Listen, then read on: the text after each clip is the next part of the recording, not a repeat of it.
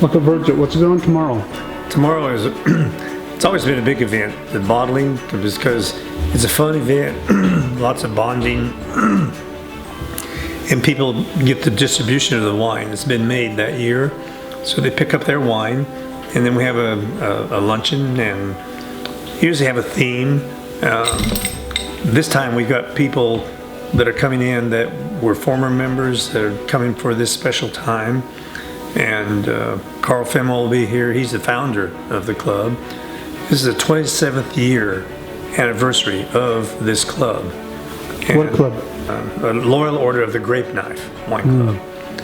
And one of the things I'm going to be proposing is that it get rebranded, renamed, and we're going to have people discussing what do they want out of the club, what do they see the future being, what will they do to make that future a reality, and there'll be celebrations and credits and kudos and good food, good fellowship. I consider it to be a legacy meeting, legacy of the time the wine club was here and of this property and of Carol, of me, and all the people that are part of it. How many are we expecting tomorrow? That I know of, approximately 22 people. Do you know what's for lunch tomorrow? You betcha.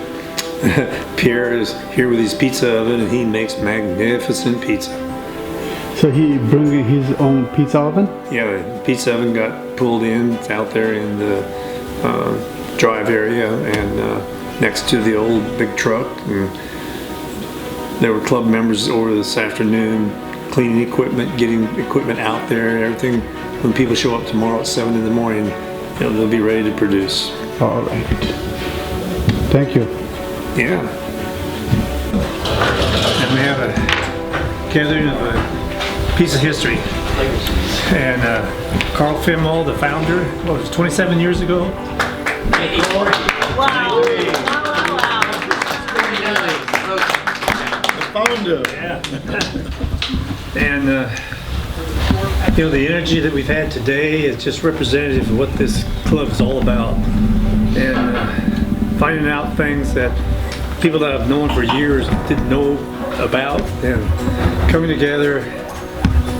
We had people that had marriages, businesses that have grown out of this, and we've learned to make good wine. Yeah. And the winemakers. So I'm going to be selling this property, and we don't know the next chapter of the club, but I want some input from you people as to what would you like, what kind of investment would you like to be making. I'm not talking about money, energy, into making this the kind of club in the future that you want to really be a part of, and it can be something that you can be as proud of as you are today. Yeah. So I'm inviting input and feedback for that. Oh, you want right now? Right now. Wow. What's that? Carl, they want you to start a new wine club. They're looking for a facility to put their barrels. Well, it's quite a decision whether I talk to you or eat this pizza.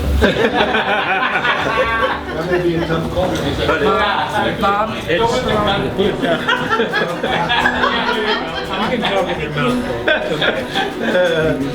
so maybe if I had my alcohol, you won't understand me either way. So I'll set it aside.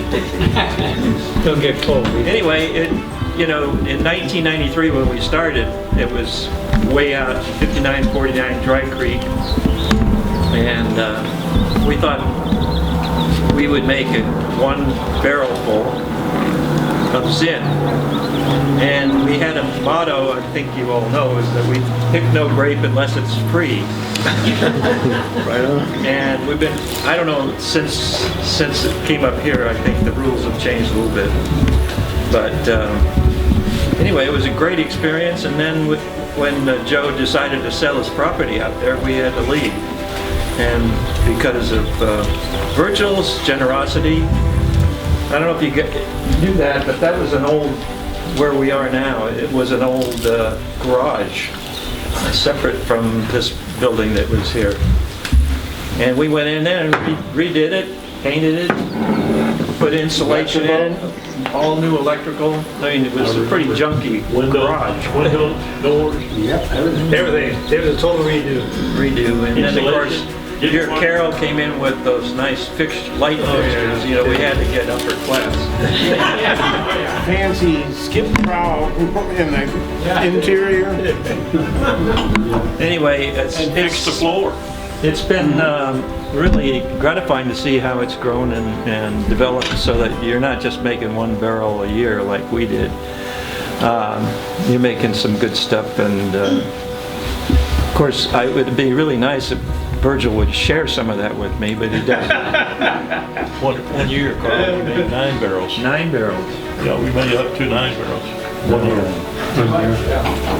That was a little crazy. It was a little crazy. One of the things I want to add here too now is, when I say legacy, one of Carol's dying wishes, and it'd be my wish too, is that the club continue, but legacy also has to do with the wine. I know everybody gets wine distributed based on your involvement.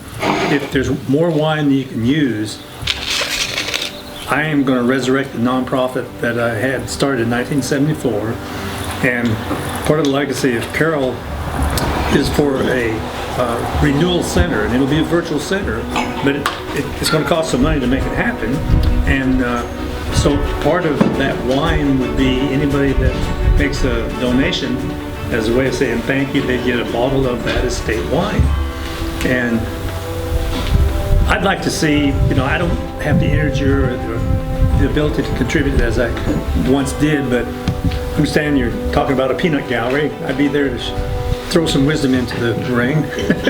But I hope out of today's discussion there'll be at least the thinking of what's the next generation of the wine club, because we're looking at 27 years, and as the old saying goes, we've just begun.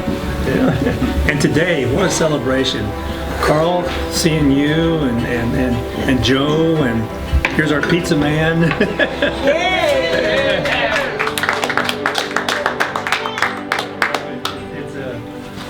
I frequently said, as I raise my glass for a toast, that here's to new friends, here's to old friends. The sooner you make an old friend, the sooner you have a new friend. The big deal here is that our friends out of this have become my family. Yeah. Here. Yeah. So with a empty glass, because I can't handle a lot of wine these days, but I can have a toast. I love you, brothers and sisters. All right. Cheers to you, Virgil. Yeah. Cheers. To you and to Carol.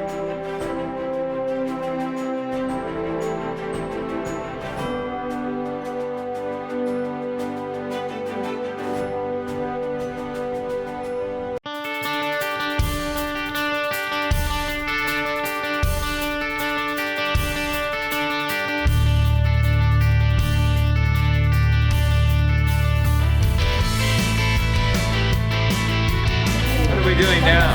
Nothing. Candy chop. Ah, really? Nobody picked their nose. You look at this place and go, it needs measurements. That mindset. What's the wine? Don't be stubborn.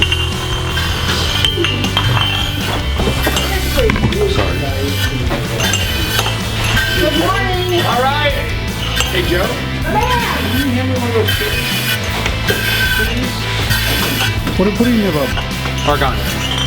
It's a gas that's heavier than air. So when you put the wine in, it pushes it out, but it keeps the oxygen out.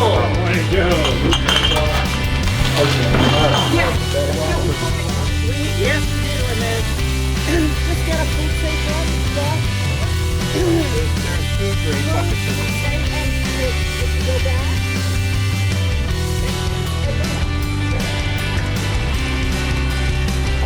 Nice.